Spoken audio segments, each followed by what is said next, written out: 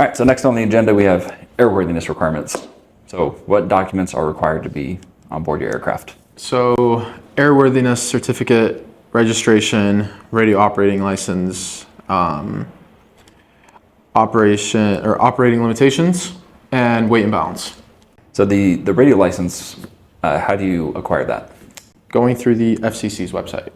Just go in, one-time fee, apply, get the cert, and you're good. Yeah, exactly. So the operating limitations you mentioned, where can we find those? In the POH. Yeah. Are there any other examples of where you could find those? It's placarded around the plane. Yep. Placards and markings. Yeah. And your weight and balance information, where can that be located? Same thing, POH as well. Yeah. So the airworthiness and registration, where should those be located in your aircraft? So they'll be in the side pockets on each side, both passenger and pilot side, as long as they're visible to pilots and passengers. Right. So the airworthiness certificate, does that expire? No, it does not. As long as the aircraft is airworthy to its type design and is safe to operate. Right. So how can you confirm that the plane is safe to operate? Doing my pre-flight inspections, double checking everything is where it needs to be, and nothing's broken, nothing's out of place, and yeah. Yeah. So are there, I guess, any inspections that you need to double check to make sure? So I would check the maintenance records themselves. I would check to see that everything within those records look good, and if everything's in place, then the plane is good to go. Right. So what are some of the required inspections for your aircraft? So you would need a annual inspection, Right. and then you need a VOR inspection, a 100-hour inspection, altimeter, pitot, your transponder, and ELT. Right.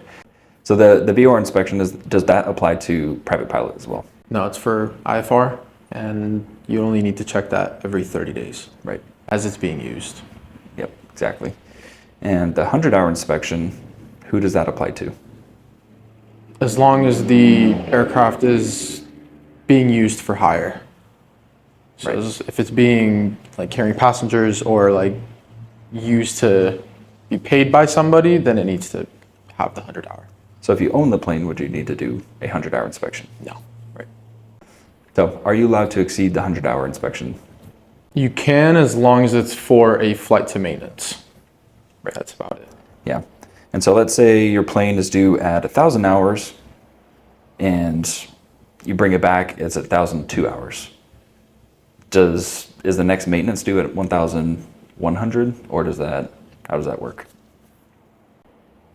Yes.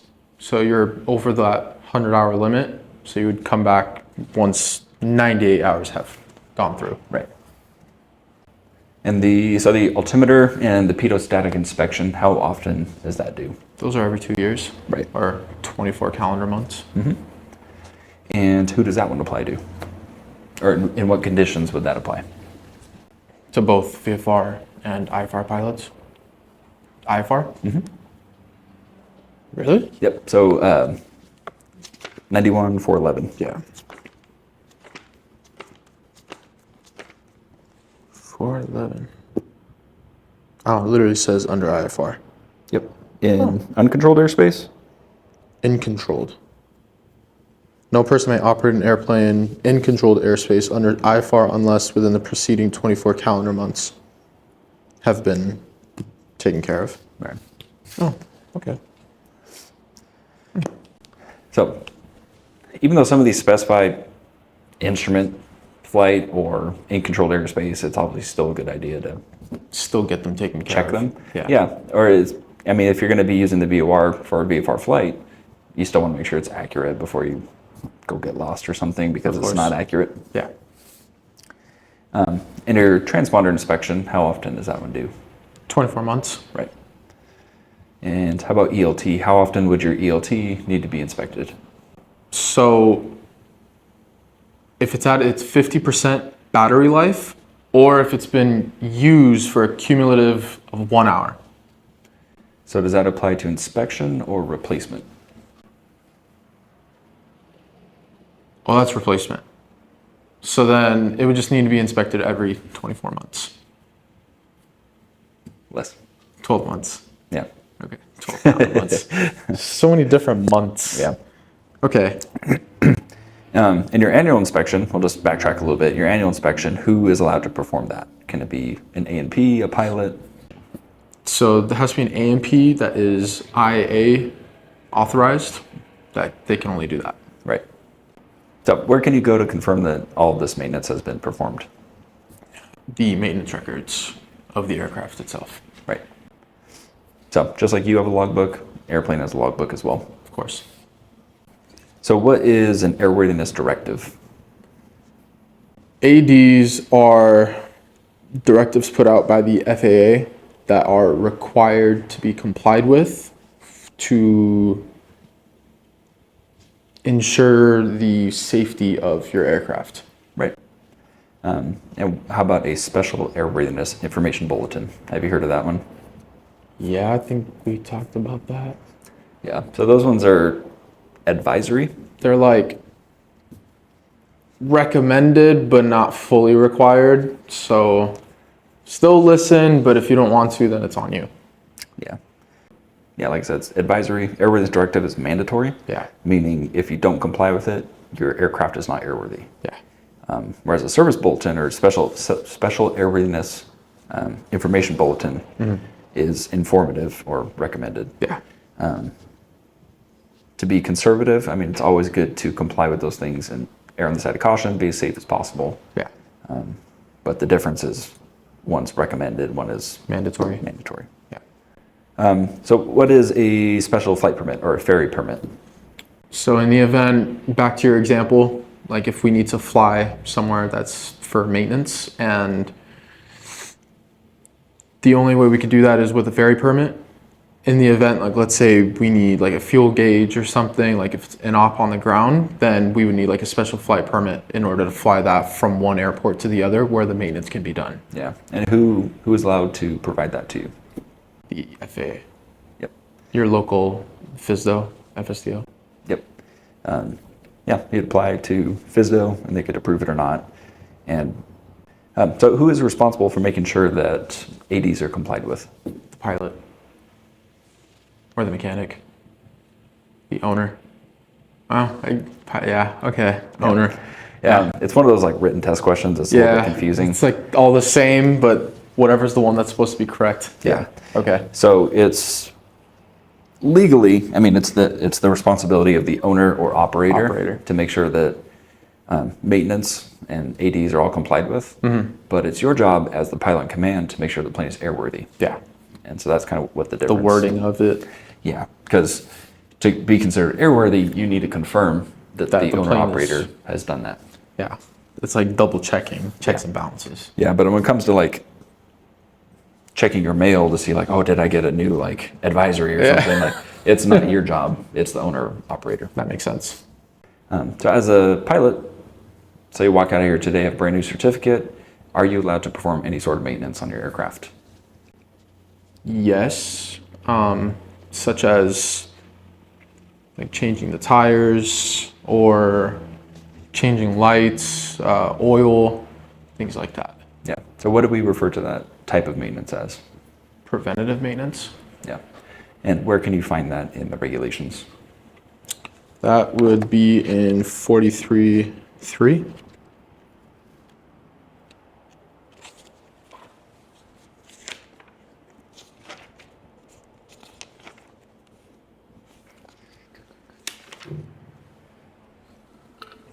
So 43.3 are the people that are authorized to do it. And then, but in Appendix A to Part 43, Section C, lists all of the things that we can do. Right. Yeah. Yeah. So easy. I mean, I would just summarize it. Section 43. 43. Mm-hmm. That's it. Yeah. Okay. So let's say you're taking your family out to go fly today. What equipment is legally required for that flight? So everything that's listed in 91-205, 8 tomato flames. So you can do, or you would need your airspeed indicator, your altimeter, your TAC, oil pressure gauge, temp gauge, fuel gauge, a landing gear position light, and manifold pressure gauge are some examples. Yeah. So do all of those apply to you flying a fixed gear aircraft? So the one that doesn't is the landing gear position light, Yeah. since I have a fixed gear Yeah. aircraft. Are there any other examples that don't necessarily apply to you? Manifold pressure. I don't have a constant speed aircraft. Right. Yeah, it's good to maybe mark in your book or just know manifold pressure doesn't apply to you. You don't Got have it. constant speed prop. Landing gear position light. Yeah, because if we do A2, Engine temperature gauge. engine temp gauge, So who does that apply to? engine temp gauge, both are all pilots. What does it say?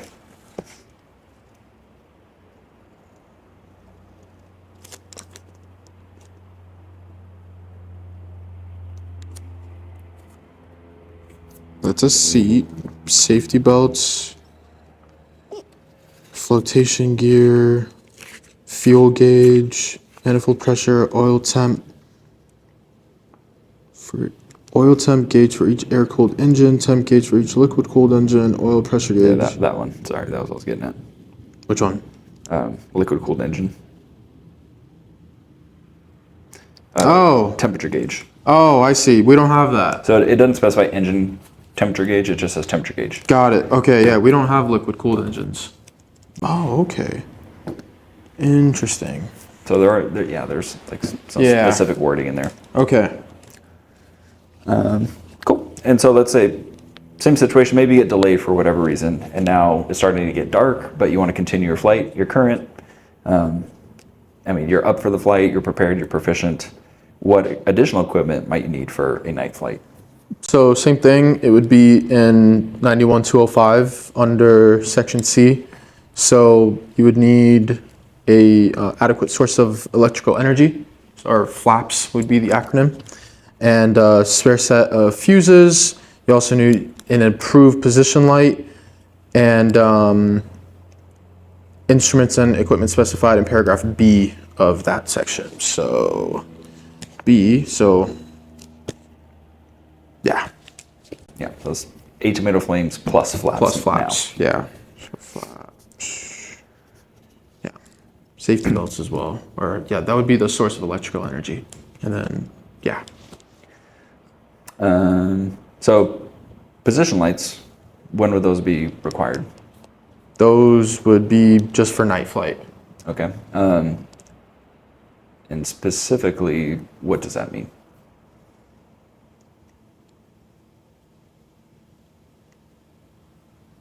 Do you mean like while we're flying? So what is meant by nighttime there? Oh, night would be like an hour after sunset and an hour before sunrise. Flip the page. That one's ELT. So it should say 91209. 209? Yep. Aircraft lights. Oh, 209. During the period from sunset to sunrise. Oh, that's in Alaska. Or in Alaska. Oh, wait, no. There's two parts to it. Operate an aircraft. Oh, wait, no. Operate an aircraft unless it has lighted position lights, park, or move an aircraft in or dangerous proximity to a night flight operations of a clearly illuminated, has position lights, or is in an area that is marked by obstruction lights. Anchor an aircraft, has anchor lights. Anchor lights. So the sequence is a little confusing. It says everyone, if you're operating from sunset to sunrise, nav lights on. Or if you're in Alaska, 1 hour, blah, blah, blah, blah, blah. So then, will that answer be Sunset. just sunset? Oh, I said, You said 1 hour. oh, just sunset. Oh, okay. Yeah, so that one doesn't fall under Silver Twilight or anything, Got or it. the 1 hour. So That's for position lights. Okay. Okay. I get it.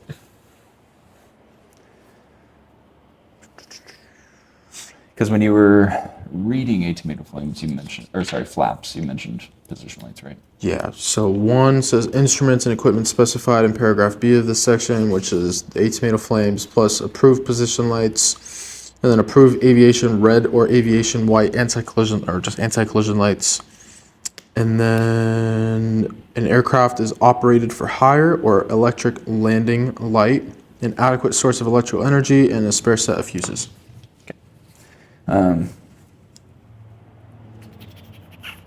Good. So, yeah, sunset, sunrise, you need to have nav lights on. Yeah. How about your landing light? Is that required? Yes. For who? That would be for if the plane is operated for hire. And as far as anti-collision lights, what's that referring to? Do you mean like during operations? Yeah. So you mentioned during night that you need anti-collision lights. Mm-hmm. So what does that mean? What are anti-collision lights? So those are the red and white lights. Yeah. So on your aircraft, what does that mean? The flashing white are the strobes. Right. And then the red light, what could that be referring to? Position light. Is there another red light on your aircraft? The beacon? Okay. Yeah. Which is in the back. Right. Okay. Approved aviation red or aviation white anti-collision light. Except that the color may be either aviation red or aviation white. In the event, oh, that's just something else. So your anti-collision light system in your Cessna is both the beacon and the strobes. Okay.